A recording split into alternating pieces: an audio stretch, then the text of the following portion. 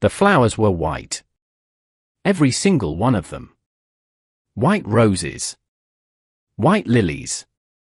White ribbon wound tight around gold railings like something borrowed from a funeral. Kayla Virex stood at the altar and felt nothing. Not nerves. Not joy. Not the particular warmth a man is supposed to feel when he's minutes away from binding his life to another person. The hall was packed. 300 seats, every one of them filled with senators, alliance brokers, elite family heads, and people who smiled with their mouths and calculated with their eyes. Crystal chandeliers threw golden light across the room. A string quartet played something soft and expensive near the eastern wall. Everything looked perfect. That was the problem. Kayla's jaw was tight. His hand stayed still at his sides, a practiced stillness that his brothers knew meant something was wrong. Kayshan stood to his left, expression unreadable. Korath stood to his right, shoulders square, gaze forward. The three of them, identical in bone structure, terrifying in presence, held the room without trying. That was what it meant to be a Virex. You didn't demand attention. You simply had it. But Kayla wasn't looking at the crowd. He was looking at the service corridor. Tucked along the far left wall, half behind a draped partition, a figure stood pressed close to the paneling like they were trying to disappear into it. Small. Still. Head tilted down. Dressed in plain grey, staff clothes, the kind designed to make people invisible. The figure was trembling. Not from cold. The hall was warm. Almost too warm. Kayla's eyes moved once.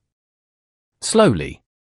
Taking in everything from that distance that no one else seemed to notice or care about. The figure was young. That was the first thing. Young and slight, with dark hair cut close and a collar that sat too high on the neck for the weather.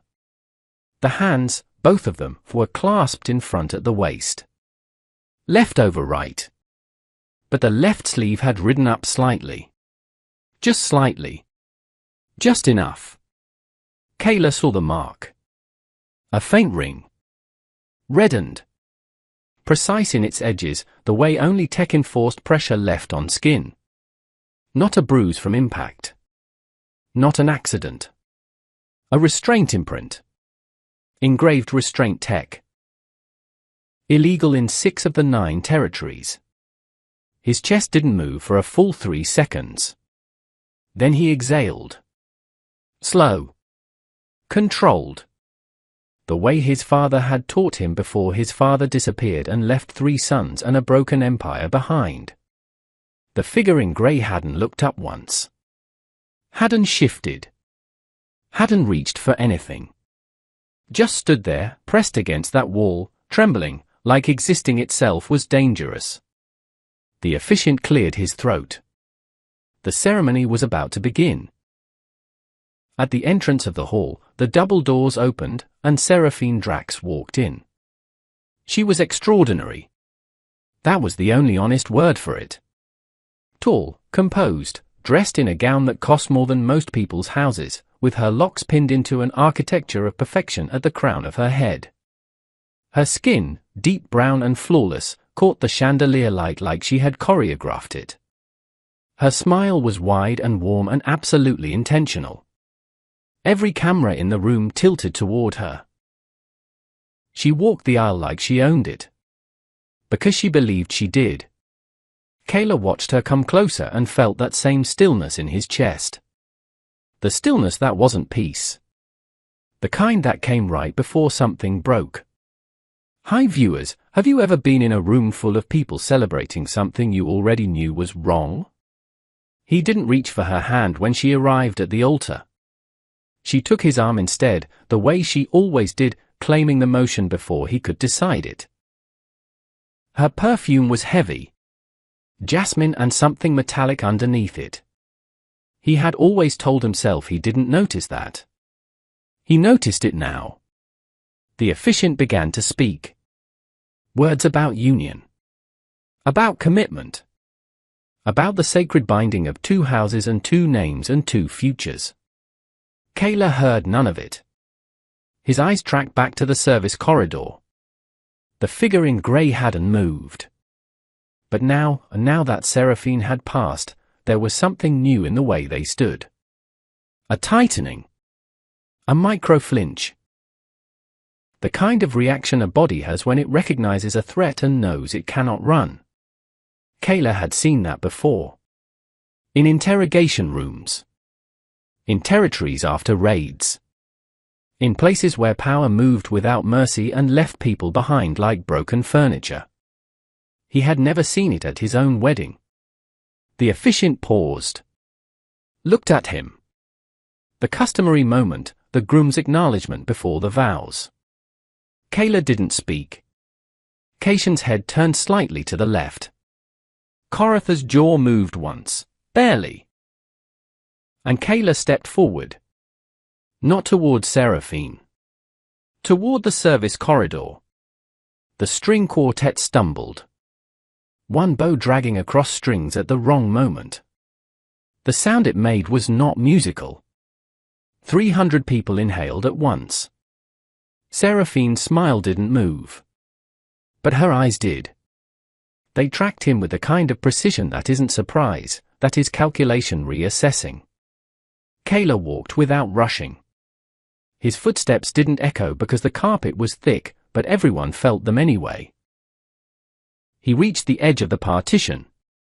Stopped 2 feet away from the figure in grey. Close enough to see clearly now. The Omega's eyes were down. Dark lashes. A cut above the left brow that had been covered with something and was coming uncovered under the heat of the hall. The collar sat tight. The sleeve had ridden further up from the trembling. The restraint imprint was worse up close. Not 1 ring. 2. Both wrists. Kayla didn't touch. Didn't speak immediately. He stood there in his wedding suit in front of 300 witnesses and simply looked, because looking was the first act of acknowledgement, and this person had not been seen in a very long time. The Omega finally looked up. Dark eyes. Wide. Glassy with something caught between fear and total exhaustion. And then, fast, instinctive, they looked back down. They couldn't speak.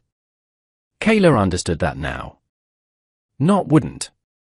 Couldn't. Mute. Something moved through his chest. Not softness. Not pity. Something older.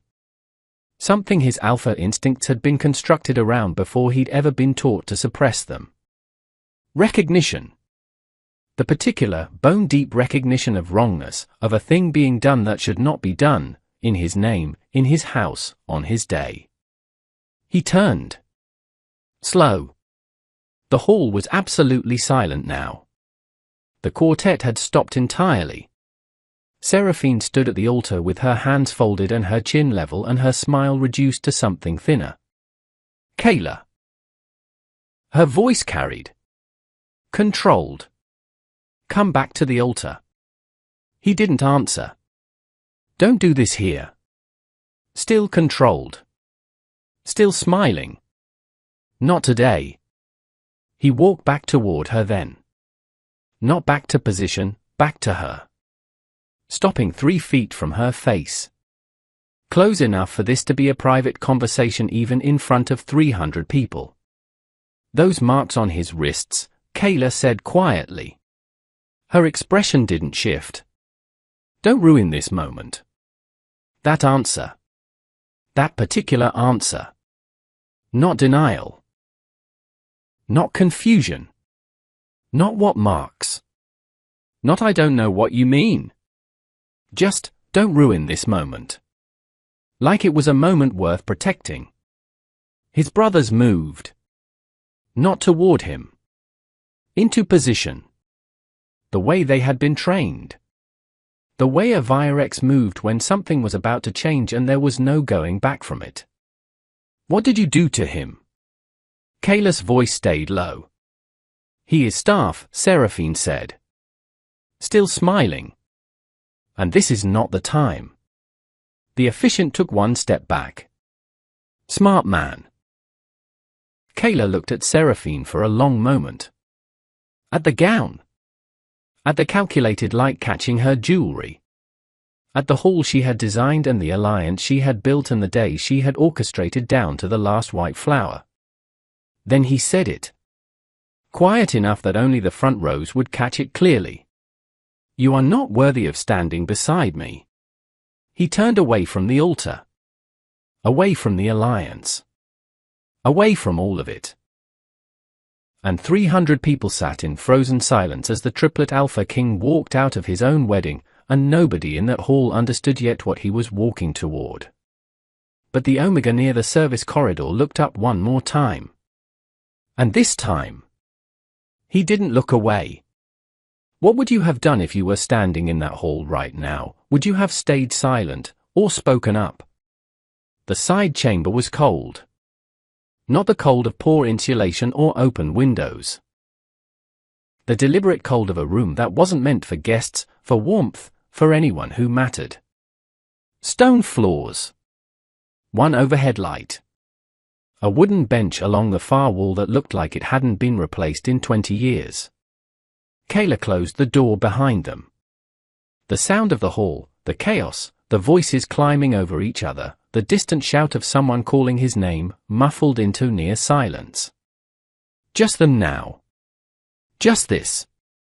He didn't speak immediately. Crossed to the bench and sat down on it himself first.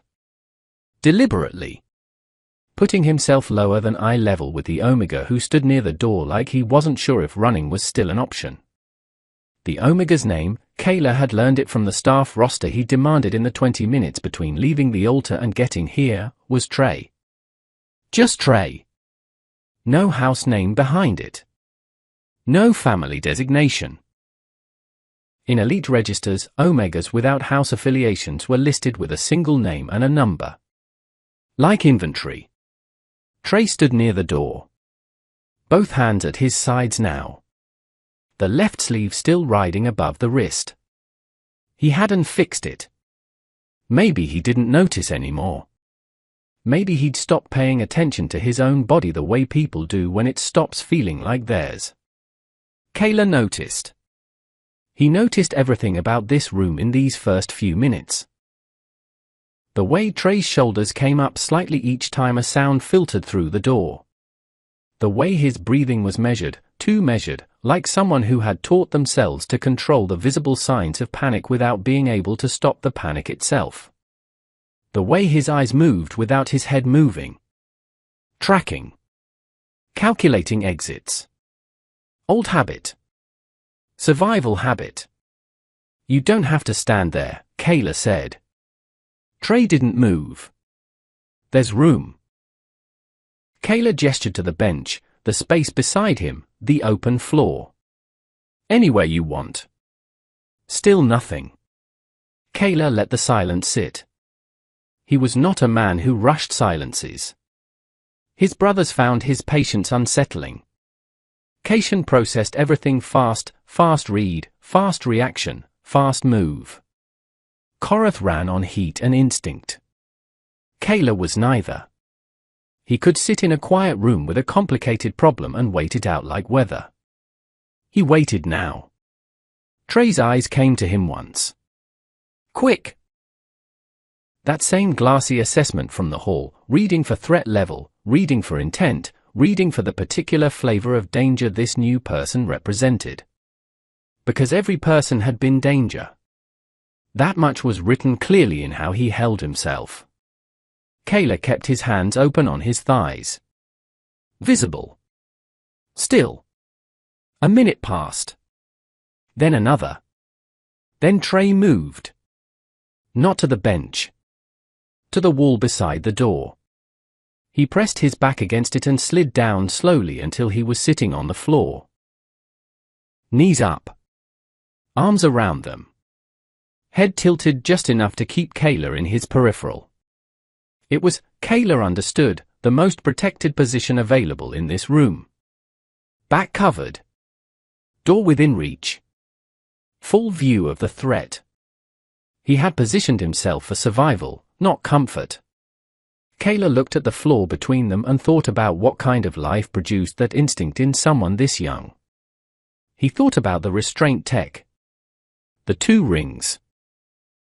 The way Trey had flinched when Seraphine walked past in the hall, not toward him, not even looking at him. Just the presence of her had done it.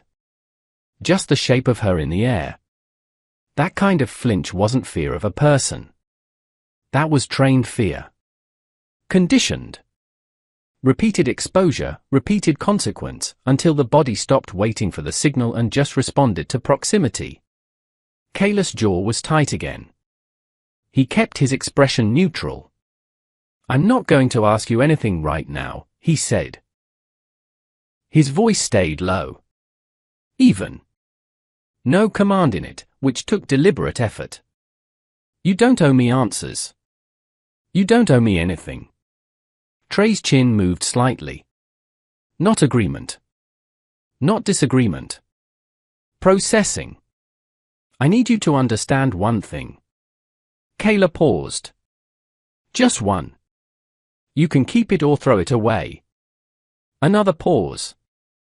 "You're not leaving this building the same way you came in." Trey's eyes came to him fully then. First time. Direct. Kayla held a look and didn't move. Those eyes were dark. Deep set. Carrying something heavy in them that had been carried long enough to leave marks, not visible marks, the other kind. The kind that lived in the way a person looked at the world. Like they were always waiting for it to turn on them. Because it always had. Kayla had seen a lot of things in his years at the top of a political empire built on force and compromise and blood. He had seen corruption at the dinner table. Cruelty dressed as policy. Power used as punishment so routinely it stopped registering as wrong to the people wielding it. But sitting in this cold room on a bench in his wedding suit with a mute omega pressed against the wall for protection. This registered. This cut through. He had chosen Seraphine. Or rather, allowed himself to be positioned into choosing her, which was not the same thing, but close enough that the difference had never mattered before today. She was politically necessary. Strategically sound. The alliance her family represented would stabilize 3 border territories and eliminate 2 ongoing resource conflicts. That was the math. He had done the math. He was very good at the math. But the math had never included this. His head advisor, Drayvon Ash, lean, sharp, 20 years in Virex service, appeared at the door. He opened it 2 inches. No more. Read the room in 1 second. The hall is not calm, Drayvon said quietly. It doesn't need to be. The Drax delegation is. Not my concern. Kayla didn't look away from Trey. Give us the room. A pause. Sir. The implications of what just. Drayvon. 1 word. The door closed. Kayla exhaled slowly. Sorry about that, he said, to Trey. Not to Drayvon.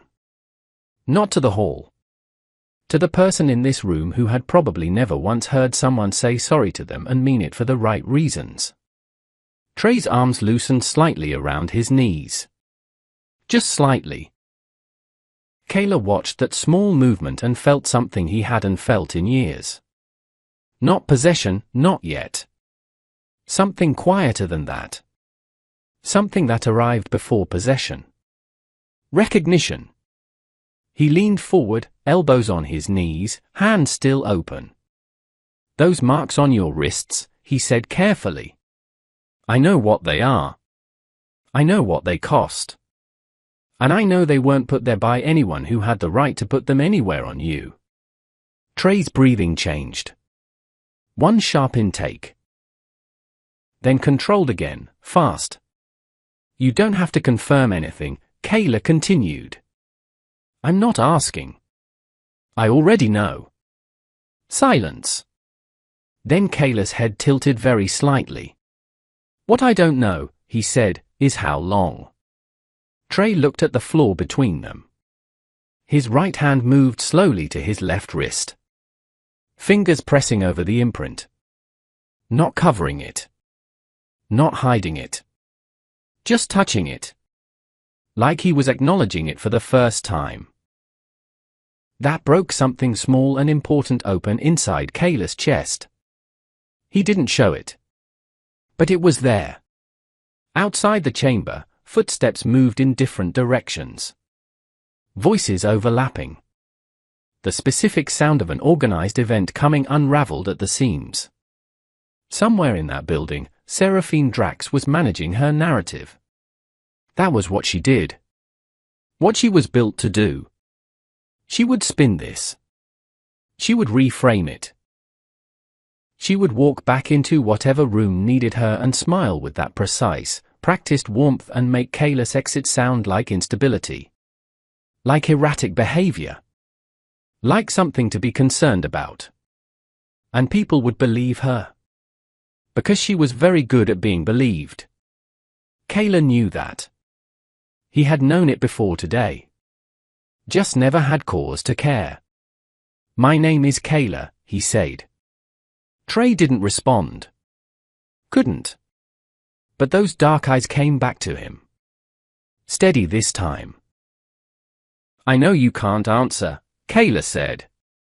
That's fine. He held the eye contact. But I need you to hear what I'm about to tell you. The footsteps in the corridor outside changed. Heavier. Moving together. Not staff. Security. Not his. Kayla stood from the bench in one slow movement. His hand came up, palm flat, toward Trey. Stay. Don't move. And his other hand went inside his jacket. The door didn't open. But 3 shadows crossed under it. Stop there. Waiting.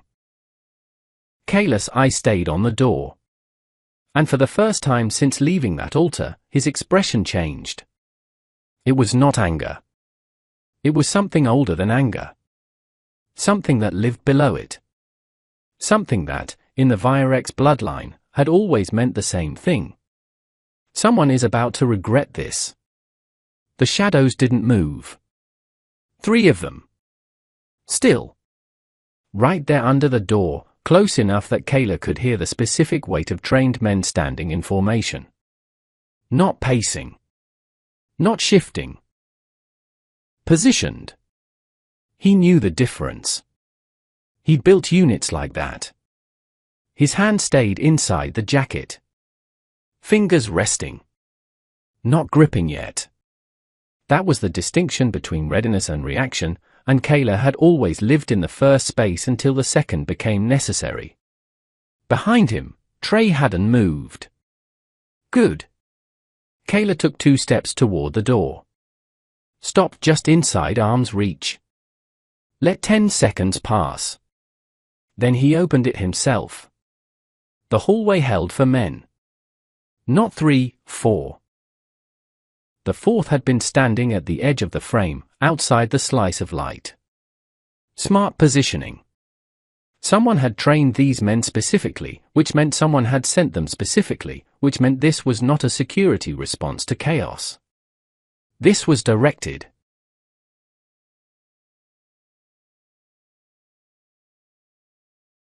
The man at the front, broad, clean uniform, no house insignia visible, met Kayla's eyes and said nothing for a moment. Mr. Virex. Measured tone. Formal but not deferential. Who sent you? Not a question. Kayla didn't inflect it like one. The man's jaw moved. The Drax family requests. I didn't ask what they request. A beat. Who sent you? The man held the eye contact for 2 seconds longer than most people managed with Kayla. Then it broke. Director Seraphine Drax has asked that the Omega in this room is not leaving with you. Kayla's voice didn't rise. The Omega in this room is not being returned to any Drax property, any Drax representative, or anyone operating under Drax authority. That's not a negotiation. The man's chin came up slightly. Sir, with respect. I'm going to ask one thing. Kayla leaned forward by exactly 1 inch. Walk away. Nobody moved. For seconds. Then the man stepped back. The others followed. They didn't leave the corridor entirely. Kayla heard them reposition further down the hall, but they moved. That was enough for now. He closed the door. Trey was standing. Not pressed against the wall anymore. On his feet, near the bench, watching the door with the look of someone who had run these calculations before and already knew how they ended. Not today, Kayla said. Trey's eyes came to him. They're not coming back in here today. He returned to the bench. Saturday. Deliberately returned to that lower position. Sit down if you want. This time, Trey moved to the bench. Not close. The far end. But the bench. Kayla looked at the door for a moment. Then back. I need to deal with what's happening in that hall, he said. And I need to bring my brothers in. You're going to see them, they look like me, which I realize is not helpful right now. A pause. They won't touch you. They won't speak to you unless you want them to. But I need you to trust me for the next 20 minutes. Trey's hands were in his lap. He looked at them. Then he looked at Kayla. And he gave one slow, careful nod. It cost him something. Kayla could see that, could see the weight of extending something like trust to someone he had no basis for trusting. It wasn't easy. It wasn't comfortable. It was a decision made out of options, not desire. But he made it. Kayla stood. He pulled the door open and stepped into the hallway. The 4 men were still there, further back. Watching. He ignored them and walked toward the hall entrance, where Drayvon Ash was already waiting, expression tight, tablet in hand. How bad? Kayla said. The hall is partially evacuated. The Drax family is convening in the East reception room. Your brothers are, Drayvon tilted his head, managing the situation in the way they manage things. Meaning Cation was talking to people quietly and Korath had probably already broken something. Accurate. Seraphine? In the East room. She has been on her communication device since you left the altar. Media teams received something within 14 minutes of the ceremony stopping. 14 minutes. She had been ready. That was the thing that settled cold in his chest. Not the leak itself, leaks were expected. But 14 minutes meant she had prepared for this. Had prepared for the possibility that something would go wrong and had her response cued. Which meant she had known that what she was doing to Trey was wrong enough to warrant preparation. What did she send? Drayvon turned the tablet toward him. The headline was already forming on 2 separate news feeds. Virex Alpha suffers episode, ceremony halted. Sources close to the family suggest erratic behavior at odds with treaty obligations. Kayla read it once. Episode, he said. Yes. She's calling it a mental episode. The framing is, careful. He handed the tablet back. Get Cation. Tell Korath to stop whatever he's doing. He paused.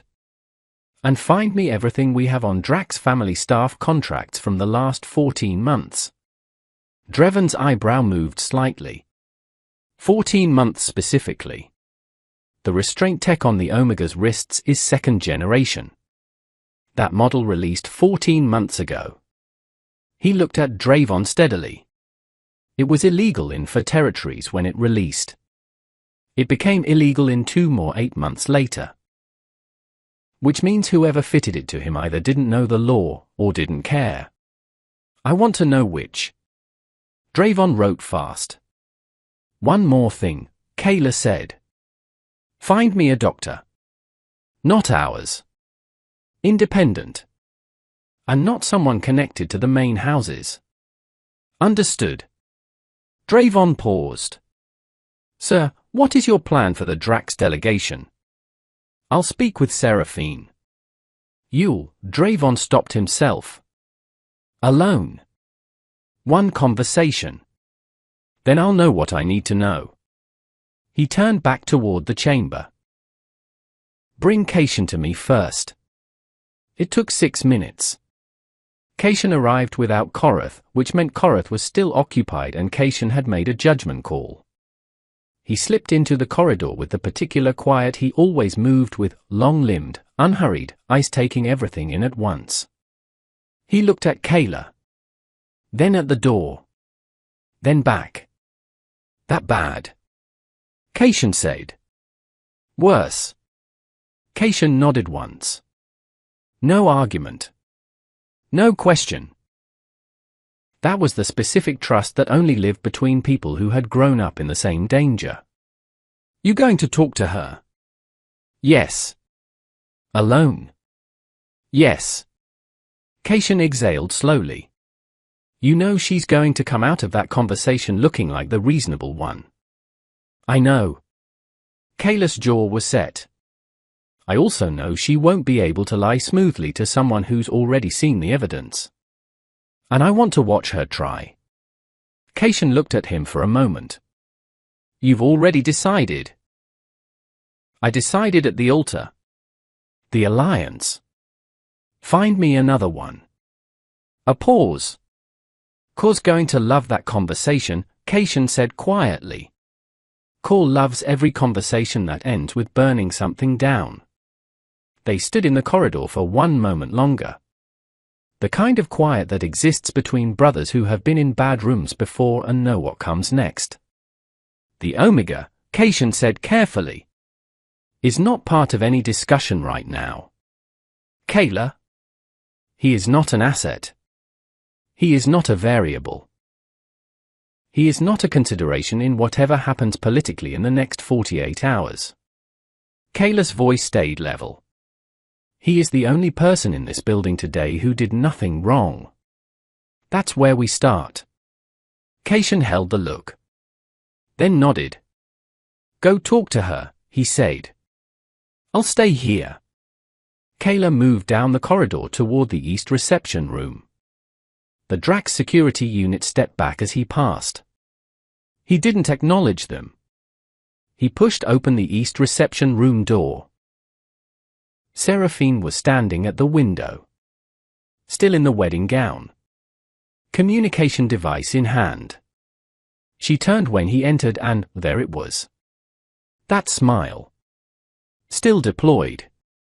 Still precise. Finally, she said.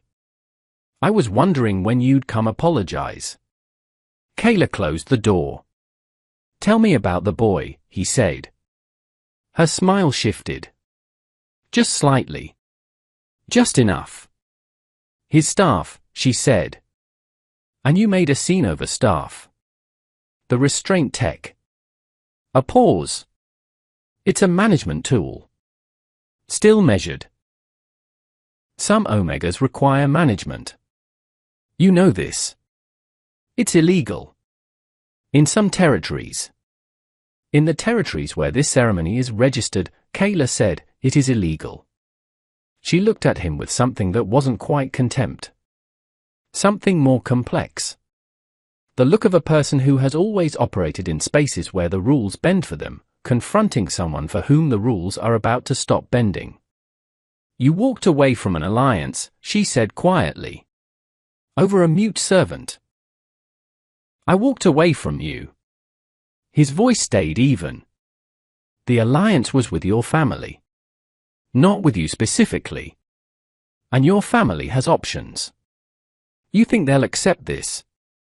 They'll adjust. She looked at him for a long moment. Then she asked, what do you want from this, Kayla? Actually want. He held the look. I want you to answer me honestly. He stepped forward once. Just once. Nobody recording. Nobody listening. Her chin lifted slightly. "How long," he said, "has he been in your household?" Seraphine looked at the window. Then back. And the smile finally came down. "Since his documents were filed." She said it the same way someone might say since the furniture arrived. 14 months.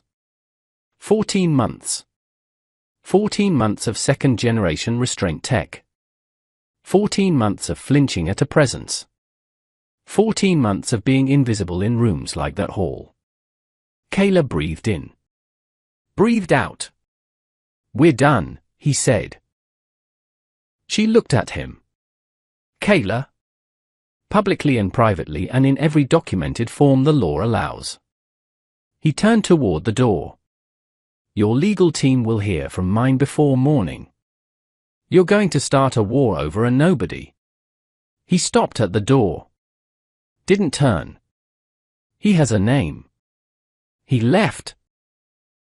The corridor was cold again and he walked back toward the chamber where Cation was waiting and where a young man named Trey sat on the far end of a bench trying to trust someone for the first time in what was clearly a very long time. The building was loud now. 3 floors of political consequence unfolding without his direction. He didn't care. He reached the door. Pushed it open. Trey looked up. And just for a second, just one, something in those exhausted, guarded eyes shifted. Not relief. Not yet. Something smaller. The thing that comes right before relief. When you stop waiting for everything to go wrong. Kayla stepped inside. Closed the door. And heard, from somewhere deep in the east wing of the building, a sound that was not footsteps. Not voices. Something faster. Sharper. The specific sound that turns a building from noisy to silent in under 2 seconds. A gunshot. Then another. Kayla didn't move from the door. He turned back to Trey. "Stay low," he said quietly. And his hand went inside his jacket. 1 shot. Then 2. Then silence. The kind of silence that arrives after violence and presses down on everything like weight. Kayla was already moving. Not away from Trey, between Trey and the door. He crossed the room in 3 steps and crouched in front of the bench with his back to it, creating the largest barrier his body would make. His hand came out of the jacket holding a short, matte black device. Not a weapon in the traditional sense, but a signal jammer and close-range deterrent combined. Virec standard issue. The kind of thing you carried when you lived at a level of power that meant danger rarely announced itself. "Don't move from this bench," he said. He wasn't looking at Trey. He was watching the door. Behind him, he could feel it, Trey hadn't moved. Good instincts. Or rather, the kind of stillness that people develop when making yourself smaller has kept you alive before. Kayla pulled out his communication device with his free hand. Pressed once. Cation picked up in under 3 seconds. "I heard it," Cation said. Location. South Corridor. Approaching the East Wing Junction. Our security is moving but, a pause, and in that pause Kayla heard the specific sound of Cation calculating, it wasn't ours, Kayla. Drax. Unknown. The uniforms don't match their standard detail. Which meant private contractors. Third party. The kind of arrangement that gave the Drax family distance from whatever happened next. Korath. Kayla said. Already moving. Cation's voice dropped slightly. He is not being subtle about it. No surprise there. Keep him from the East Wing. I need the corridor outside this room clear. Can you do that? A brief pause. Give me 4 minutes. You have 3. He ended the call. Behind him, a sound. Barely a sound. More like the absence of sound shifting. He turned his head slightly without fully turning. Trey had moved from the bench. Not toward the door. Away from it, pressed into the far corner of the room, between the wall and the stone column that anchored the corner. Lowest visible position. Both hands flat against the wall at his sides. Watching Kayla. Smart, Kayla said quietly. And he meant it. Trey's eyes held steady. That steadiness was something. In a room with 2 gunshots and a growing weight of footsteps beyond the door, most people fell apart. Fight or freeze or flood completely. Trey's body had chosen the efficient option: minimize exposure, maintain visibility, wait. That was not a natural response. That was a trained one. Which told Kayla something important and deeply unpleasant about the last 14 months. The footsteps outside moved closer. Then passed. Then receded. Kayla stayed positioned. 1 minute. 2. His device vibrated once. Cation. Clear. He exhaled. Stood. Crossed to the door and opened it 2 inches, checking the corridor himself before opening it fully. Empty. One dropped communication device near the far end, not his people's model. Contractor issue. Someone had been coming for this room. Specifically this room. Specifically Trey. Kayla stepped back inside and closed the door. He turned to look at Trey in the corner and felt that specific, quiet anger again. The kind that didn't spike, that didn't shout, that simply burned steadily like something that would not run out of fuel. Come out of the corner, he said. It's clear. Trey didn't move immediately. He held the eye contact. Assessing. Then, slowly, he straightened. Stepped away from the wall. Returned to the bench. Not the far end this time. Closer to the middle. Kayla sat down on the bench beside him. Not close. But not the careful distance from before. And he turned to look directly at Trey. Someone just sent armed contractors to this part of the building, he said. I want you to understand what that means. It means they want you returned badly enough to do this here. At this event. In front of this many witnesses. He paused. That's not a standard response to a staff member walking away from a post. Trey looked at his hands. Which means there's something about you, Kayla said carefully, that I don't know yet. And that's fine. You don't owe me your story. But I need you to understand that whatever they think you are to them, you are not going back to them. Full stop. Trey's fingers turned slightly in his lap. Kayla watched them. Noticed the right hand move over the left wrist. That same gesture from before, fingers pressing over the imprint mark. Not hiding it. Acknowledging it. He leaned forward. Elbows on his knees. Can I see it? He asked. Trey went still. Just to understand what you're carrying, Kayla said. You can say no. A moment passed. Then Trey's left arm came forward. Wrist turned up. Slow. The sleeve slid back. 2 rings. Raised, reddened skin in precise parallel lines around both sides of the wrist. The inner ring was deeper, the primary restraint contact point. The outer was the override band. Kayla had studied the schematics of restraint tech years ago, before it became illegal in the first 4 territories, because understanding what was being banned required understanding what it did. What it did was simple and terrible. It monitored and enforced. Heart rate above a threshold, pain response. Attempt to remove, pain response. Move beyond a permitted radius without authorization, pain response. 24 hours a day. For 14 months. Kayla looked at those 2 rings and did not allow his expression to change. He was very good at that. "Thank you," he said. And gently, slowly enough that Trey could pull back at any point, he reached into his jacket and produced a small medical cloth. Standard kit. Cold press. He set it on the bench between them and did not hand it to Trey.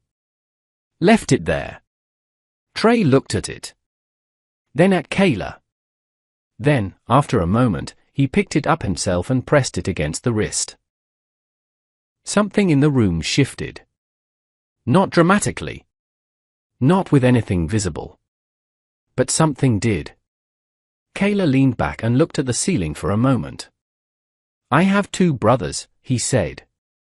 Not because it was relevant. Because something about this room needed a human thing in it.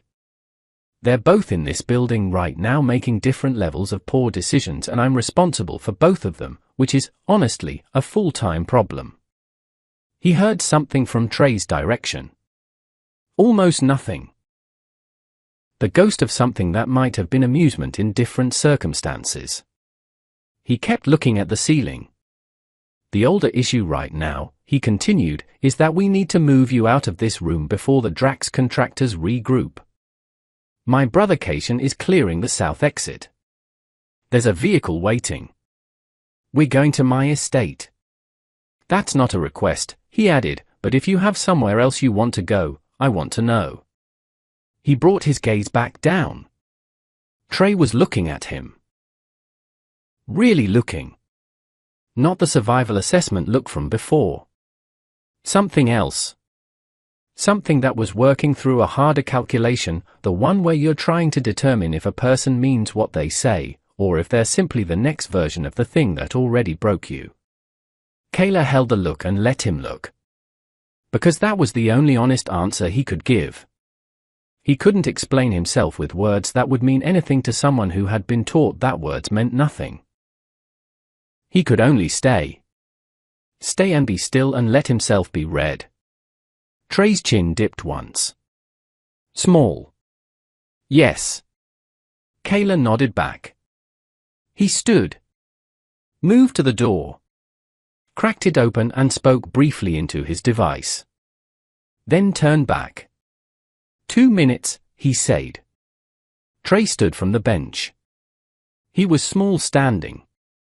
Smaller than Kayla had first registered, fine-boned, slight, the kind of frame that the world had probably consistently underestimated or misused. He straightened slowly, and there was something in the straightening that took effort. Not physical injury, something else. The effort of a person who has been made to make themselves small for so long that standing to their full height requires a deliberate choice. Kayla watched him make that choice. And thought about what it had cost to reach a day when that choice had to be deliberate. They left the chamber together. The corridor was clear. Cation was at the far end, leaning against the wall with a particular stillness that meant he'd already handled whatever needed handling. He looked at Trey once, quick, reading, and then looked at Kayla. South exit is clear. Vehicle is running. He paused. Korath is dealing with the contractor's employer. Diplomatically. Define diplomatically. Nobody has been formally charged yet. Good enough. Kayla moved through the corridor. Let's go. They reached the south exit. Cold night air hit first, sharp and clean after hours of that gold-lit, perfumed, politically pressurized hall. Trey slowed for half a step at the door, and Kayla didn't rush him. The vehicle was running. Dark. Unmarked. Cation's choice, not the standard Via-X fleet. Smart. Trey got in. Kayla got in. The door closed. As the vehicle pulled out, Kayla looked back through the tinted rear window at the building. Still lit. Still loud, even from here. Inside that building, a political alliance was dissolving. A woman with too much power and not enough conscience was making calls. A family machine was calculating its next move.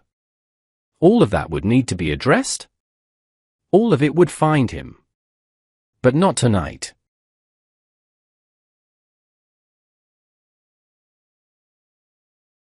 He turned back and looked at Trey, who had pressed himself into the far side of the back seat, not from fear this time. Just space. Just the careful maintenance of his own edges. His eyes were out the window, watching the night go past. And in the glass reflection, barely visible, the cold press still held against his wrist. Kayla looked forward. And in the quiet dark of the moving car, for the first time since that altar, he let himself think about what he had just done. What he had just started. Because Seraphine Drax did not lose gracefully. She lost in ways that left marks on everything around her. And somewhere behind those tinted windows, in a building full of people calculating outcomes, someone was already making a list. And one name on it didn't belong to a king. The estate came into view just before midnight. Stone walls. Iron gates. Old trees lining the drive so thick that headlights barely cut through. The kind of place that was built to look like history, and was. The Virex estate had stood for 4 generations. Trey stared at it through the window without expression. Kayla watched the gate open and thought about the next 72 hours. By morning, the media feeds would have built 3 separate narratives about what happened in that hall. At least one of them would be Seraphine's version. At least one would be speculation from someone who wasn't in the room. The third would be the closest to true, which meant it would have the least reach. That was how these things worked. He was not new to this. What he was new to, what none of his preparation had accounted for, was this. The specific weight of sitting in a car with someone who needed to be somewhere safe and not having a clear map for how to make that happen without making it worse. He was good at strategy. He was significantly less good at this. The vehicle stopped. Staff appeared at the estate entrance. Dravon had called ahead. 2 of them. Vetted, long-term, the kind of people who understood that discretion was not optional in this household. They looked at Trey and then looked at Kayla. East Guest Suite, Kayla said. Have it prepared. A nod. They moved. Kayla got out first and held the door. Trey stepped out onto the drive. Looked up at the estate. The facade, Kayla stopped himself at that word, started again.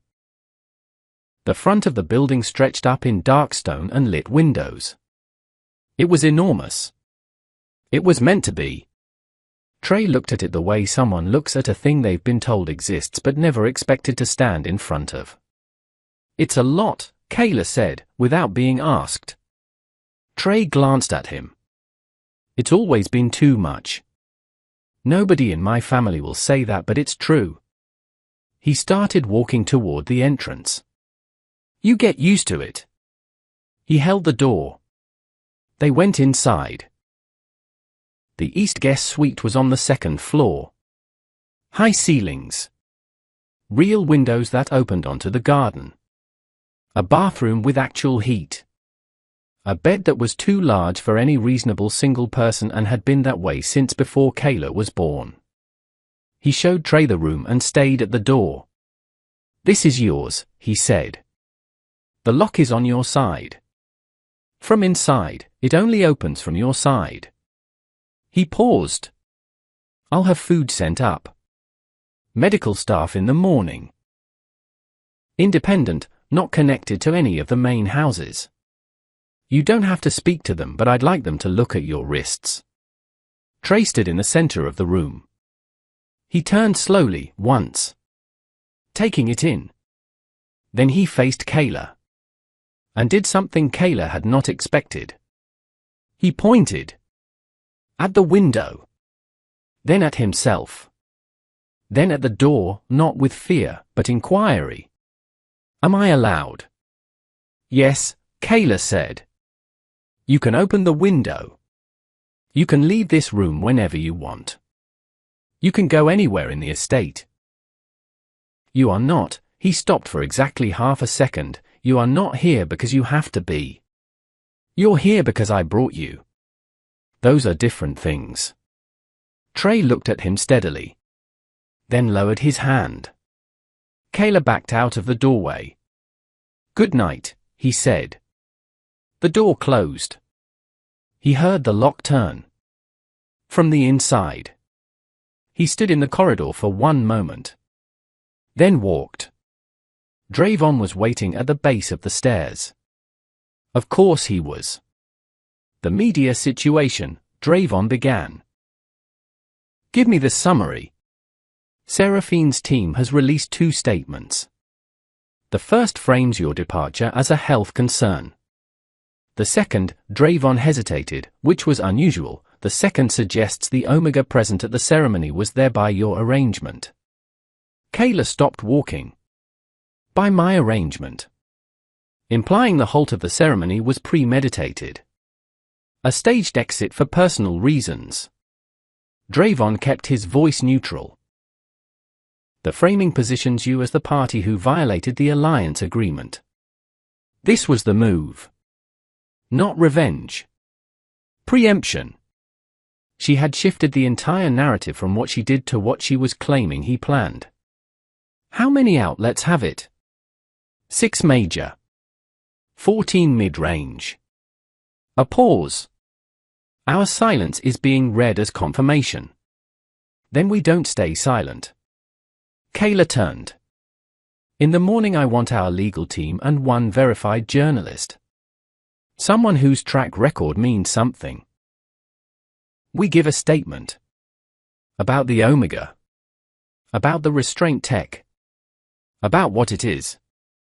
About its legal status. About the specific timeline of its use. He walked again. We don't name Trey.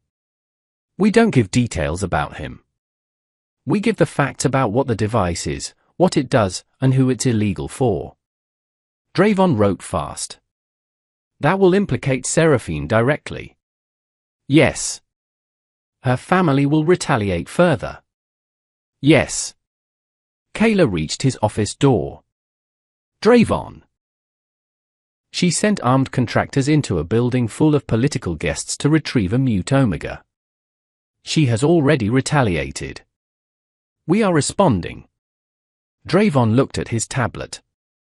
There is one more item, he said carefully. Say it. The contractors who appeared in the South Corridor, Koratha's team identified their higher origin. They were not contracted by Seraphine's family directly. He looked up. They were contracted through an intermediary. A holding company linked to 3 separate elite families, all of whom attended tonight's ceremony. Kayla stared at him. 3 families. Yes. Who have no formal connection to the Drax family on paper. Correct. This was not retaliation from a scorned fiancé. This was organized. Kayla leaned against the doorframe of his office. So this was never just about the ceremony, he said. Drayvon said nothing.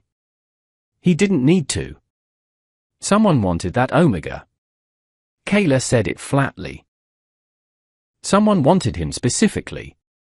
And Seraphine was either part of the arrangement or her household was being used as the holding point. We don't have confirmation of which. Not yet. He pushed off the door frame. Get me Cation. Tonight. Drayvon moved. Kayla went inside and stood at his desk without sitting. The office was dark. He didn't turn on the full lights, just the one lamp at the corner, low, warm, enough to see by. He stood there and thought. Trey had been in Seraphine's household for 14 months. Not a servant hired through a public registry. Not a standard staff placement. The restraint tech had been fitted immediately, within the purchase window of the device's release. Someone had obtained it fast. Someone with access to restricted supply channels. And now 3 elite families with no documented connection to the Drax network had funded contractors to retrieve him. Not to retrieve Seraphine's property. To retrieve a person. Who couldn't speak. who had no house name on his documents, who had been made invisible for 14 months while being held with technology that didn't legally exist in this territory. The question wasn't who wanted Trey. The question was why a mute Omega with no documented house name was valuable enough for 3 elite families to risk this much exposure to retrieve him. Kayla sat down at the desk. He pulled up the staff registry files Dravon had sent earlier. Trey's entry was minimal. Name. Age. Classification. Acquisition date. No prior address. No house of origin. But there was a document reference number at the bottom. Registered through a secondary administrative office. Kayla cross-referenced it. Then stopped. The registering office was in a territory that didn't maintain public Omega registries. Because in that territory, Omegas were not registered as staff. They were registered as something else. He sat back. The lamp threw long shadows across the desk. Outside the window, the grounds of the estate were dark. Trees. Stone paths. The outer wall. And then, Kayla turned his head. A movement at the edge of the garden. Barely visible. There. Gone. He stood from the desk. Kayshan appeared at the office door. You called, Kayshan said. The outer wall, Kayla said. Left quadrant. 3 minutes ago. Kayshan didn't waste time asking if he was sure. He was already moving to his device. Upstairs, behind a locked door, a young man named Trey sat in a room that was finally warm. And did not know that in the garden below, in the dark between the old trees, someone had already found him. Every single person who watched Kayla walk away from that altar, and every person sitting with this story right now, I want to know, if you were Trey, and someone like Kayla came into that room and offered you protection, would you have trusted him? Drop your answer below. The figure was gone. Kayla stood at the office window for 3 full seconds after Kayshan moved. Gone like it had never been there. Just the dark tree line, the stone path, the outer wall standing exactly as it always had. But he had seen it. He was certain. Perimeter, he said into his device. Full sweep. Now. His head of ground security, Damon Reese, ex-military, 12 years via ex-service, responded in under 10 seconds. Running it. Kayshan appeared back in the doorway. Cameras. Pulling them. Kayla moved to the desk. His secondary monitor had the estate feed. 6 cameras covering the outer grounds. He pulled up the left quadrant from 3 minutes back and ran it forward. Trees. Stone path. Wall. Then, 1 frame. 1. A shape at the edge of the tree line. Then gone. There, Kayshan said. They both looked at it. Not a staff member. Wrong build. Wrong position. Staff moved on the paths. This shape had been between the trees. Off the path entirely. Deliberate placement. Watching the window. Watching this office. Kayshan straightened slowly. They moved fast. They were already moving before we left the venue. Kayla closed the feed.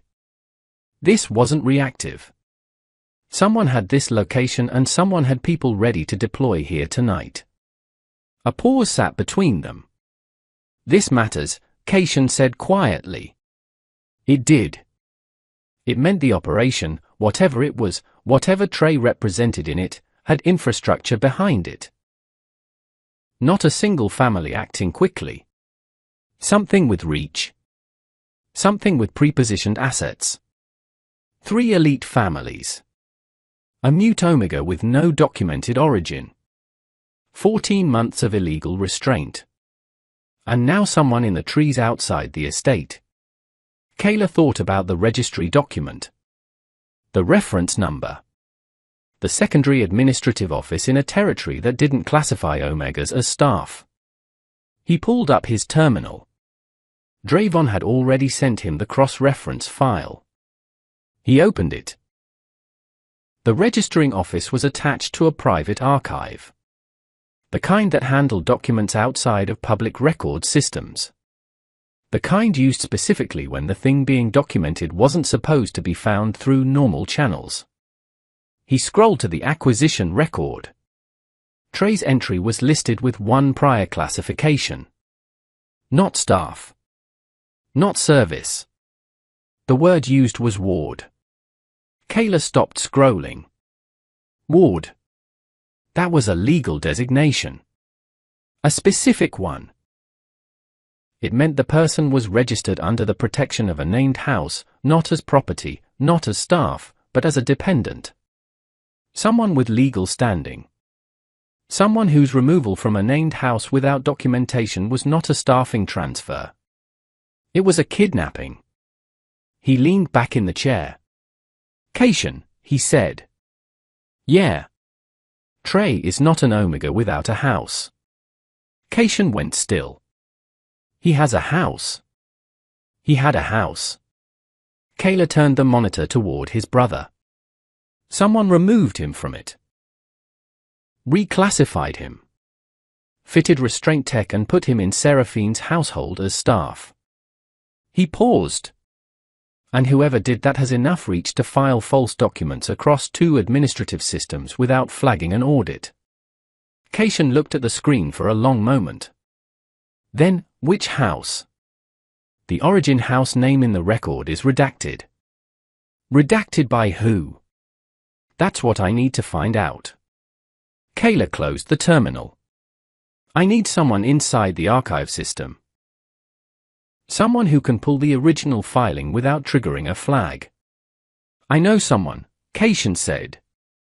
She's not cheap. She never is. Call her. Cation moved to the door. One more thing, Kayla said. Cation stopped. Get Reese to move Trey's room assignment. Not the East Suite, somewhere internal. No exterior windows. He paused. Don't tell him why. Just say it's a preference change. I don't want him scared again tonight. Cation looked at him with a particular expression. The specific look that passed between brothers when one of them is doing something the other recognizes. He didn't say what he was thinking. Just nodded. And left. Kayla sat alone in the low-lit office. The estate was quiet. The kind of quiet that a building this size produced in the middle of the night, not silence, but the settling of old stone and the distant movement of people doing their jobs at the edges of things. He thought about Trey in that room upstairs. Behind a locked door. Locking the world out. He had done nothing wrong. That was the thing that kept circling back. Trey had been a ward, legally protected, registered under a house. Someone had taken that from him. Had taken his classification, his standing, his voice, because he couldn't speak and couldn't fight in any of the ways these systems required. And nobody had noticed. Or worse, someone had, and decided it wasn't their problem. Kayla's hands pressed flat on the desk. He thought about the 3 families behind the contractors. He didn't have their names yet. Coratha's team had identified the holding company, the intermediary, but the chain between that company and the actual families was buried in 3 layers of corporate filing. Standard practice for people who needed distance from what they were doing. He would find it. He always found it. The question was what came out when he did. Because if Trey was a ward of a named house, and that house had resources, and that house had been looking, then the 3 families who had taken him were not just hiding a crime. They were protecting one. And when crimes of that size got protected by that many people, the uncovering of them didn't stay quiet. It exploded. His device vibrated. Reese. Perimeter clear, Reese said. No one on the grounds. Outer wall is clean. But a pause, we found something. What? At the base of the left wall. Recent. Someone stood there long enough to leave a mark in the soil. Another pause. And they left something. Kayla's jaw tightened. What did they leave? A beat. A piece of paper, Reese said. Folded once. Addressed by name. My name. No, Reese said quietly. Not yours. Kayla stood from the desk. He already knew whose name was on it. The paper was small. Folded once, edges clean, the kind of fold that meant deliberate hands. Reese brought it to the office in a sealed evidence sleeve and set it on the desk without a word. Kayla looked at it. Then he went upstairs first. He stood outside the new room, interior, no windows, south hallway, and listened. No sound from inside. Either Trey was asleep or still and quiet in the way he defaulted to. Both were possible. He went back downstairs. Opened the sleeve. Unfolded the paper. For words. Give him back. Please. Not a threat. Not a demand with teeth. The handwriting was tight, controlled at the edges but slightly unsteady in the middle, the handwriting of someone trying very hard to keep it together and not entirely succeeding. Please. That word sat heavy. Kayla read it twice. Then he looked at Reese, who was standing at the door. No print, no device signature. Kayla said. Nothing. Clean paper. Common ink. Reese paused. It's handwritten, not printed. That's personal. Personal. Not a contractor. Not hired hands. Someone who came themselves, stood at that wall themselves, and wrote those for words themselves. Someone who knew Trey was here. Someone who cared enough to come in person and afraid enough to stay outside the wall. Give him back. Please. Kayla folded the paper once and set it on the desk. He didn't sleep that night. He spent it in the office with 3 screens running. The archive cross-reference, the holding company chain, and a third search he ran quietly himself without Drayvon or Cation knowing. A search on unresolved ward disappearances in the territories connected to the secondary administrative office. He found 6 cases in the last 3 years. 5 of them had been quietly closed. 1 of them was still open. Filed 14 months ago. The name of the missing ward had been redacted from the public version of the filing. But the filing number matched the reference in Trey's registration document. Exact match. Kayla sat back.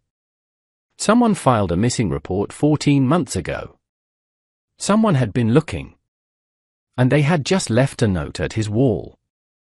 By morning, the media situation had worsened in the specific way Kayla had expected.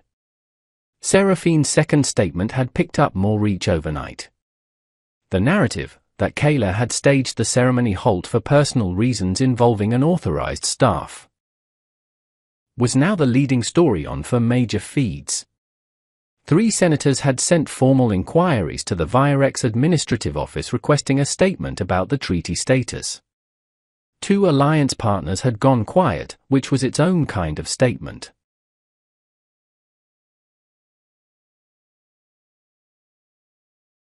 Kayla met with Cation and Drayvon at 7 in the morning. He gave them 2 hours. Cation briefed the archive contact. Drayvon prepared the press statement, factual, specific, focused entirely on the restraint tech and its legal status in the registered territory of the ceremony, naming no individuals, making no personal claims. Clean. Documented. Impossible to call a fabrication.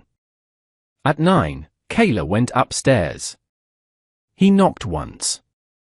A pause. Then the lock turned. Trey stood in the doorway.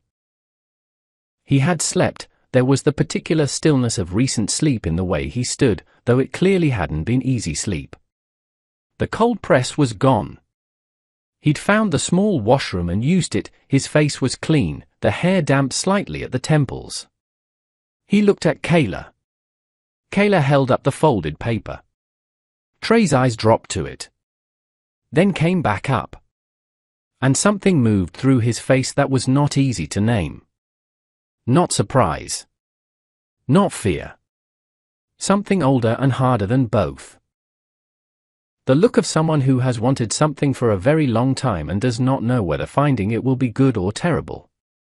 Someone left this at the outer wall last night, Kayla said. They knew your name. Trey looked at the paper. His hand came up slowly. Kayla placed it in his open palm. He watched Trey unfold it. Read those 4 words.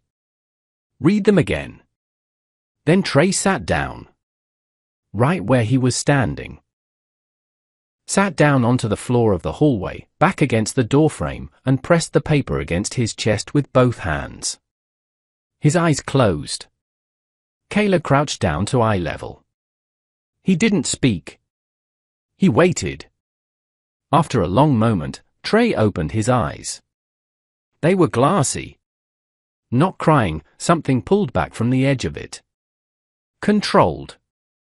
The way someone controls something when they've had to control things so completely and for so long that the reflex never fully releases. He looked at Kayla. Then he did something new. He pointed at the paper. Then he made a gesture, open hands, spread out. Like asking, who? I don't know yet, Kayla said. I'm working on finding out. Trey's hands dropped. Then he pointed at himself. Kayla held the look. Yes. I think it's for you. Another moment. Then Trey pointed at Kayla.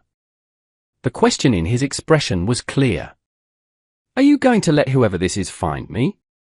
Kayla thought about how to answer that honestly. Because honest was all he had to offer. I don't know who they are yet, he said. Until I do, no. Nobody gets to you that I haven't verified is safe. He paused. But if someone out there has been looking for you for 14 months. He stopped.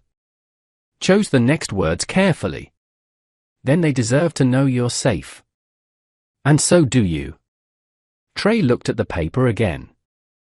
His thumb moved slowly across those 4 words. Give him back. Please. Kayla stood. Get dressed. I'll have food sent up. And I need something from you when you're ready. He paused. Not talking. Nothing that costs you. I need you to look at something. A document. And tell me, in whatever way works for you, whether you recognize the name on it. Trey looked up. His expression was complicated. But he nodded. Kayla moved back downstairs. By 10, the archive contact had sent Kayshan a partial result. By 10:30, Kayshan was at the office door with the expression he wore when something was worse than expected. The redacted house name, Kayshan said. She got part of it. How much? Enough. He set the tablet on the desk and stepped back. Kayla looked at the partial name. He went still. Because he knew that name. Not from the archives. Not from political registers. From a funeral. 3 years ago. A house that had been declared officially dissolved following the deaths of its 2 senior members. A house that, on paper, no longer existed. A house that, if the ward registration held, had 1 living dependent still unaccounted for. He looked at the tablet. Then up at Kayshan. Does Seraphine know whose house this is? He asked. Kayshan's expression said everything. Then she didn't just take a nobody, Kayla said. She took the last living heir of a dissolved noble house. The room was very quiet. No one touches what's mine, Kayla said, and this time it wasn't a claim. It was a line. One that someone had already crossed. And downstairs, in the kitchen, a young man named Trey sat at a table for the first time in 14 months without someone standing over him. And didn't know yet what his own name actually meant. The first attack came at noon. Not at the estate. At the press statement. Drayvon was midway through the official Fiancee release, factual, documented, focused on the restraint tech, when the feed cut. Every major outlet simultaneously dropped the Fiancee stream and picked up a counter-release from the Drax family legal office. It wasn't a statement. It was a filing. A formal legal challenge, submitted to the territorial courts, claiming that Kayla Fiancee had removed restricted property from a registered household without authorization. The word property was used 4 times in 12 lines. Drayvon sent Kayla the text before the ink was dry. Kayla read it standing at his desk. He read it twice. Then he set the device down. She filed it publicly, he said. Not surprised. Not angry. Noting it. The way you note the weather when you already knew the storm was coming. Within 30 minutes of our release, Drayvon said. Her team was ready. They were ready before we released. Kayla moved to the window. The grounds were clear. Reese had doubled the perimeter staff overnight. This was the plan if we went public. Escalate immediately. Force a legal response. Keep us on defense. The filing will require a response within 48 hours. I know. And the word property. I know what the word means, Drayvon. A pause. If the courts accept the filing as written, Drayvon said carefully, they may issue a temporary hold. Pending review. Which would require Trey to be held in a neutral location. Yes. Kayla turned from the window. File the counter-classification immediately. Ward status. Use the partial archive data. He paused. I know it's incomplete.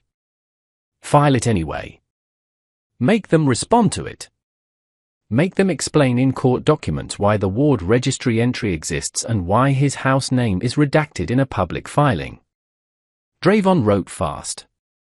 That accelerates the timeline, he said. Good.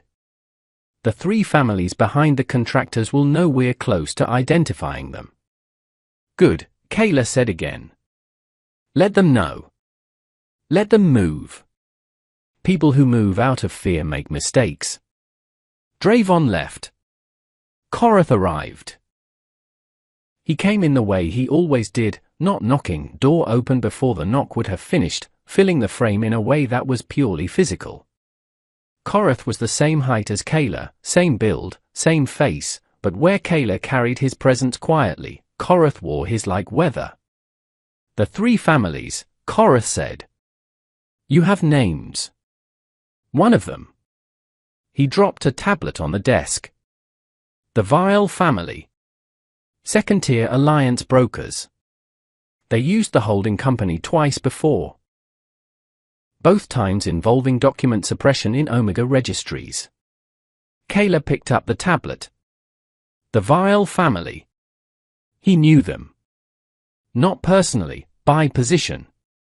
Mid-level. The kind of family that didn't lead movements but participated in them. Useful to larger players. Disposable when things went wrong.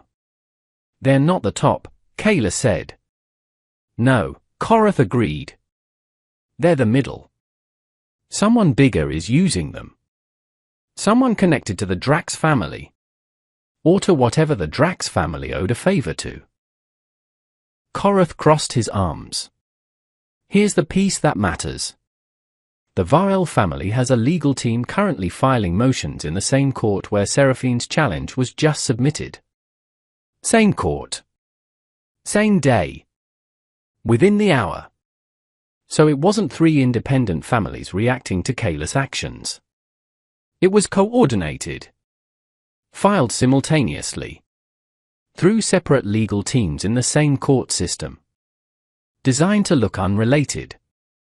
This was a net. And they had been building it since before he left that altar. Which meant, and this was the part that landed hard, they had expected him to do exactly what he did. Walk away. Take Trey. Go public. They had built the legal architecture assuming he would. Kayla sat down. They wanted this to go to court, he said. Korath looked at him. The court process forces disclosure, Kayla continued. Both sides have to submit documentation. If we're forced to prove Ward's status, we have to reveal everything we know about the archive file, including the house name. He stopped. Which is exactly what they want. They want to know how much we've found. They want to see our evidence before we're ready to use it. Korath's jaw moved once. So we don't play their court game, he said. We play a different one. Kayla stood. Get me our legal team. And get me the name of whoever filed the Ward disappearance case 14 months ago. The original filer. Not the redacted version, the person who walked into that administrative office and filed it. That's going to require. I know what it requires. Do it. Korath moved. Kayla went upstairs. Trey was in the interior room. He had eaten, the tray was mostly clear. He was sitting on the bed with the folded paper in his hands, turning it slowly. When Kayla came in, he looked up. Kayla sat in the chair across from the bed. Things are moving fast outside this room, he said. I need you to know that. I'm not going to pretend it's slow. Trey's eyes were steady. Seraphine's family filed a legal challenge this morning. He kept his voice even. Factual. They're calling you property in the filing. Trey's hands tightened slightly on the paper. I filed a counter-classification. Ward status. He held the eye contact. It's not complete yet. I'm missing part of your house name. But I filed it anyway. A pause. Trey. I need to ask you something and I need you to be honest with me even if the honest answer is nothing. Trey waited. The house you were registered under. Do you remember it? Long pause. Trey looked at the folded paper. Then, slowly, he reached to the nightstand. Picked up the small notepad and pen that Kayla had left there last night. He wrote one thing. Turned the notepad around. 3 letters. Not a full name. Not the house name. Just initials. Kayla looked at them. Then looked up. That's enough, he said. He went back to the office and cross-referenced the initials against the partial archive result. It matched. Complete match. The house name filled in. House Deamery. He sat with that for exactly 4 seconds. Then he pulled up the funeral records. House Deamery. Senior members deceased 3 years ago. Estate dissolved by order of the Territorial Court following a contested inheritance claim. 1 unresolved dependent.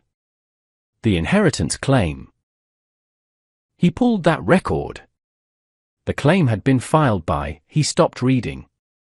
Started again.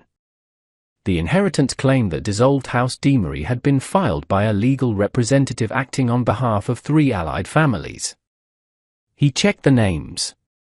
2 of the 3 matched the families behind the contractors. They hadn't just taken Trey. They had destroyed his house first. Filed a false inheritance claim. Dissolved it through the courts. Then, when the only surviving member was left unprotected, moved him into a controlled household with illegal restraint tech and no legal standing. They had planned this. 3 years of planning. Kayla stood from the desk. He walked to the window. His reflection looked back at him from the dark glass. "This is important," he said quietly. To himself. To the room. To whoever was listening in the particular way that empty rooms sometimes listened. This is where it actually started. Outside, beyond the perimeter wall, a vehicle moved slowly past. Dark. Unmarked. The third time it had made that pass in 2 hours. Kayla watched it. His hand went to his device. "Reese," he said. "The vehicle on the North Road. Don't stop it. Don't engage it. Let it pass." He paused. "But get me the plate." "Copy," Reese said. The vehicle kept moving. And upstairs, Trey sat with 3 letters on a notepad and a piece of paper that said please. Not knowing yet that the name he had written down was about to change everything. Not knowing yet that he was not nobody. Never had been. The plate came back in 11 minutes. Registered to a shell company. But the shell company had a parent. And the parent had a name. Javel Demery. Kayla read it and didn't move for a long moment. Then he read it again. Javel Demery. A name connected to House Demery. Not listed in the funeral records. Not in the dissolved estate paperwork. Not in any public document he had pulled in the last 12 hours. But there. Alive. He ran the name forward. Pulled every database available to VireX, private, legal, administrative, territorial. It took 20 minutes and 3 different archive levels before anything came back clean. A single registered address. Changed 4 times in 3 years. Current location, 2 kilometers from the VireX estate. He sat with that. 2 kilometers. Close enough to watch the outer wall. Close enough to leave a note. Close enough to drive past at night and count the lights in the windows. Give him back. Please. Kayla stood and went to Kayshan's room. He knocked. "I need you to bring someone in," he said when Kayshan opened the door. Without the legal team knowing. Without Dravon. "Just you." Kayshan read his face. "Who?" "Someone who's been looking for Trey for 14 months. Kayshan was quiet. "You found them," he said. "They found us first." Kayla handed him the address. "Go tonight. Go alone.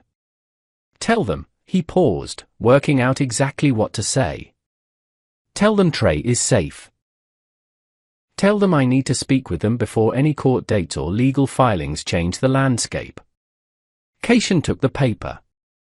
"And if they don't trust us? Then they'll say no." Kayla turned back toward the corridor. "But they left a note that said please. Which means they're already out of options." Kayshan went. Kayla spent the next 3 hours managing what he could. The legal team had submitted the Ward counterclassification. The Drax filing had been paused, not withdrawn, paused. Which meant their legal team had seen the counter and needed to recalibrate. The Varel family's simultaneous court motion had also stalled, for the same reason. The evidence of the Ward registration, even incomplete, had created a problem for both sides. Because the moment it entered the court record, it raised a question no one in that coordinated network wanted raised in a formal legal context. If Trey was a Ward, whose Ward? And why did 3 elite families need to dissolve his house to answer that question? Seraphine's statement released at 4 in the afternoon. No more alliance framing. No more health concern narrative. This one was different. A 2-minute audio clip. Her voice. Calm. Clear. She said that she had protected the Omega in question from an unstable home situation. That the restraint tech was medically authorized. That Kayla's decision to remove the Omega from her household was driven by personal instability rather than genuine concern. And then she said one more thing. She said, the Omega cannot speak for himself. Which means we cannot know what he actually wants. Kayla listened to it twice. Then he called his legal team and told them to pull every medical authorization document related to restraint tech in the Drax household for the last 18 months. Every signature. Every approving physician. Every filing. Because there were no medically authorized uses of second-generation restraint tech. The medical exemption had expired when it became illegal in the Fifth Territory. She had just publicly claimed a legal defense that didn't exist. And now he had something concrete to file against. At 7 that evening, Cation came back. He wasn't alone. The person who walked in with him was in their late 20s. Lean. Dark-skinned, close-cropped hair, the kind of posture that had been trained somewhere and never fully left. Dressed simply, nothing that announced anything. Eyes that moved fast and assessed faster. And, the moment Kayla saw it, a small detail. A ring on the right hand. A particular style. House Deamery. He recognized it from the estate documents he had been staring at for hours. It was the secondary signet design. Not the senior house ring. The secondary one. Given to family members outside the main line. Given to family. The person looked at Kayla. Didn't speak. Waiting. You filed the missing ward report 14 months ago, Kayla said. Not a question. A pause. Yes. The voice was low. Controlled. You've been looking since then. Every day. Kayla held the look. What is your connection to Trey? The person's jaw moved. Then, he's my brother. The room went completely still. Younger brother, they continued. When our parents died. When the house was dissolved, he was 17. I was 26. I was out of the territory at the time of the inheritance challenge. By the time I got back, the papers were filed. The house was gone. Their voice stayed level, but the effort of keeping it that way was visible. And Trey was gone with it. Kayla looked at them for a long moment. Your name, he said. Jarvel, they said. Jarvel Deamery. The house is gone on paper, Kayla said. But the ward registration is still in the archive. Incomplete, redacted. But it exists. He paused. With the right legal team and the right evidence, a ward classification can be reinstated even after a house dissolution. If the dissolution itself was fraudulent. Jarvel stared at him. The inheritance claim, Kayla said, was filed by representatives of 3 allied families. 2 of those families are the same ones who funded the contractors sent to recover Trey from this estate. A long silence. Then Jarvel said, they took everything. And they're still trying to get him back. Yes. Why? Their voice cracked for the first time. Just slightly. He can't speak. He has no resources. He was 17. Why does he matter that much to them? Kayla met their eyes.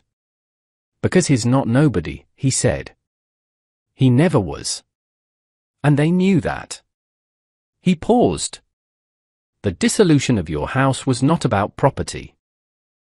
It was about removing the only people who could testify to what those families did. Your parents didn't die in an accident. The room was very, very quiet. Jarvel's hands had gone flat on the table. Say that again, they said. Kayla held the eye contact. He said it again. And somewhere upstairs, Trey sat in a room with no windows and held a piece of paper that said please, not knowing that the person who had written it was in this building. Not knowing that the next 30 seconds were about to change everything. Because Kayla stood up.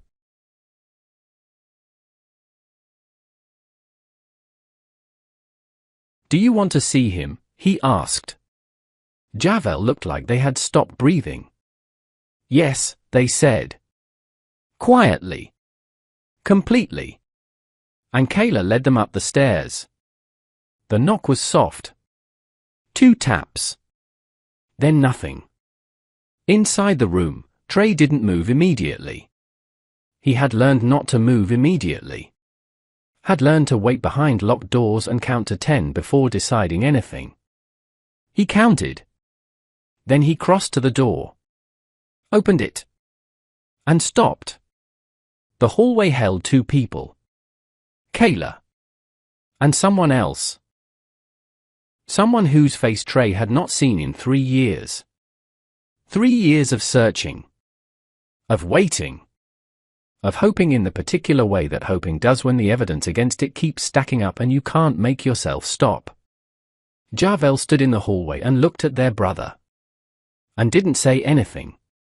Neither did Trey. He couldn't. But his face. His face did everything words would have done. Everything. Javel moved first. 1 step. Then another.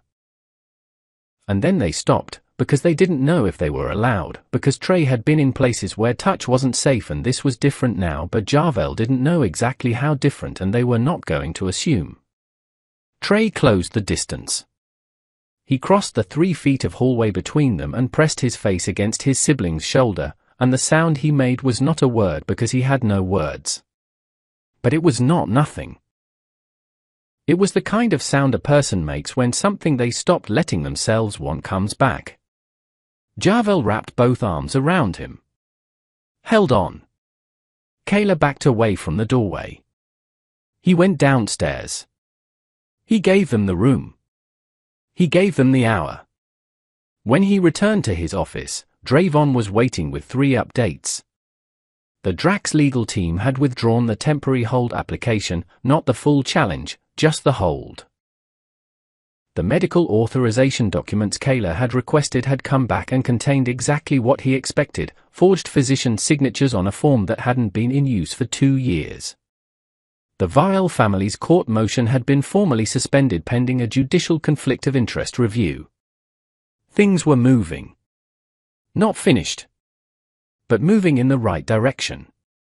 At 10 that night, Javel came downstairs. Trey came with them. They sat across from Kayla at the wide table in the main room. Javel had explained, in the way you explain things to someone who absorbs information through context and expression and the careful pauses between words, what Kayla had uncovered. What the dissolution had really been. What their parents' deaths had really been. Trey had sat through all of it without flinching. Not because it didn't hit. Because he had already known. Not the details. Not the names. But the shape of it. The shape of what it feels like when everything is taken too fast and too completely and too specifically for it to have been coincidence. He had known. He had just never had anyone confirm it out loud. Kayla watched him absorb it. Watched him sit with it. Watched him not break. He thought about the word ward. About what it meant and what it was supposed to mean. Protection. A person under the protection of a house. A legal status built to ensure that people who couldn't advocate for themselves in certain systems had someone who could. The system had been corrupted. But the intent was still there. I want to file for reinstatement of House Deamery, Kayla said. Not as a Virex-affiliated house, as an independent restoration. On the basis of fraudulent dissolution. Javel looked at him. That's a long process, they said. Yes. It'll require us to testify. Both of us. Publicly. Yes. He paused. I know that's not nothing. Trey can testify in alternative forms, written, notarized. The court accepts that. Javel looked at Trey. Trey was already looking at Kayla. That look, that same look from the cold chamber on the first night, when Kayla had sat on the bench and waited and let himself be read. Except it was different now. The survival calculation was still in it. That never left a person in one night, or 1 week, or maybe ever entirely. But underneath it, something else. Not trust exactly. The beginning of it. The specific, fragile, important beginning of it. Trey picked up the notepad. Wrote 3 words. Turned it around. What about you? Kayla looked at those 3 words for a moment. What about me? He repeated. Trey pointed at the notepad. Then at Kayla. The question in his expression was layered. Not just what do you get? Not just why are you doing this? Something more specific. What happens to you in all of this? Kayla leaned forward. The alliance with Seraphine is gone, he said. The political fallout from that is real. Some of our partners are going to distance themselves. That's already happening. He kept his eyes level. Seraphine has resources and she's going to use them. The 3 families behind the contractors are going to fight the fraud case through every channel they have. This is not going to be simple or fast. Trey watched him. And I have 2 brothers who are going to have opinions about every decision I'm making right now, Kayla added. Loud ones. Especially Korath. Something moved in Trey's expression. That almost thing again. The ghost of something lighter. But none of that changes anything, Kayla said. What happened to you and your house was wrong. Structurally. Legally. Humanly. He paused. And I am in a position to do something about it. Which means I have a responsibility to do something about it. He looked at Trey steadily. That's not complicated for me. The room was quiet. Javel looked between them and didn't say anything. Kayla looked at Trey. You asked what about me? He picked up the notepad and set it back on the table between them. Here's the honest answer. I walked out of that hall because something was wrong and I could see it. Everything after that, I'm figuring out as I go. Including this. Trey looked at the notepad. Then at Kayla. Then he picked it up. Wrote again. Turned it around. Okay. Just that. 1 word. Kayla nodded once. They stayed at that table for another hour. Javel walked Kayla through everything they remembered about the night their parents died. The sequence. The timeline. The details that had never made sense. Kayla recorded nothing. Just listened.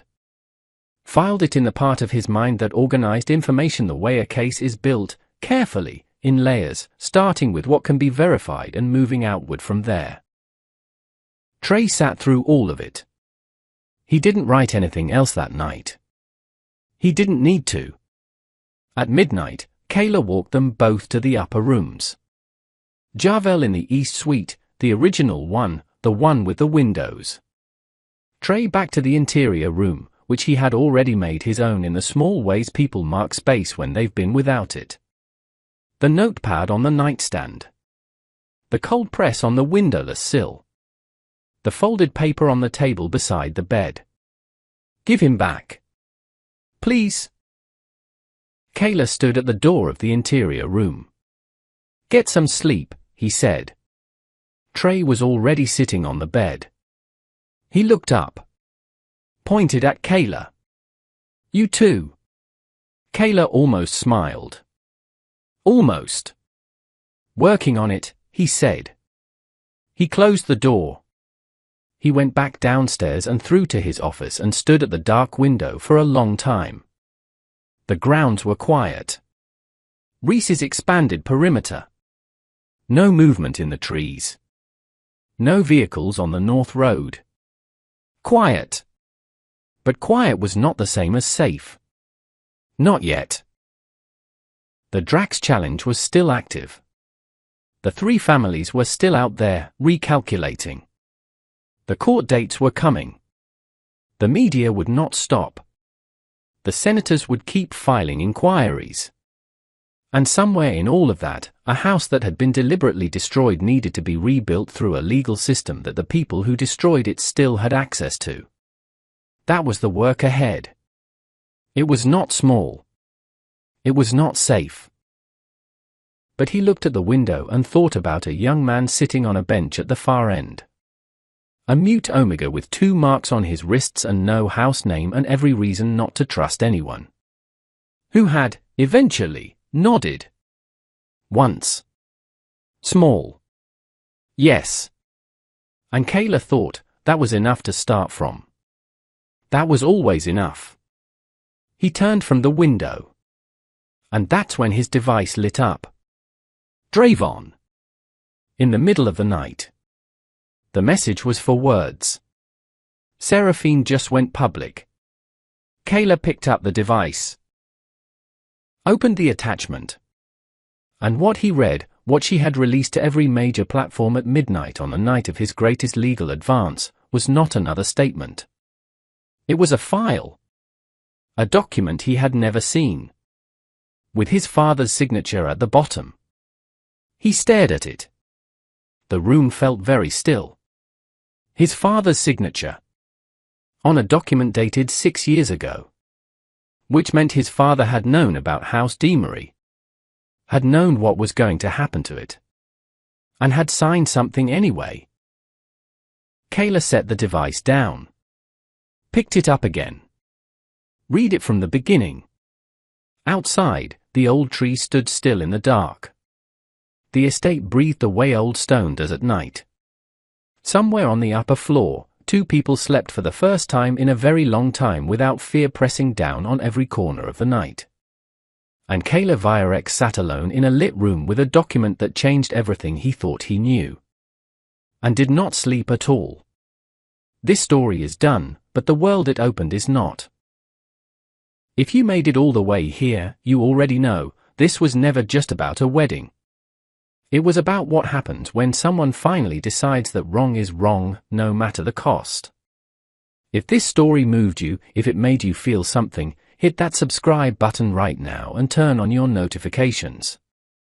Every week, stories like this one land on this channel. Stories about protection. About truth coming out. About people who were written off proving the world wrong. Drop a comment below and tell us, what was the moment that got you? Was it when Kayla walked away from that altar? When Trey wrote OK on that notepad? Or when that document with his father's signature appeared? Your comment might be exactly what someone else needed to read today. Share this with someone who believes that doing the right thing still matters. We'll see you in the next one.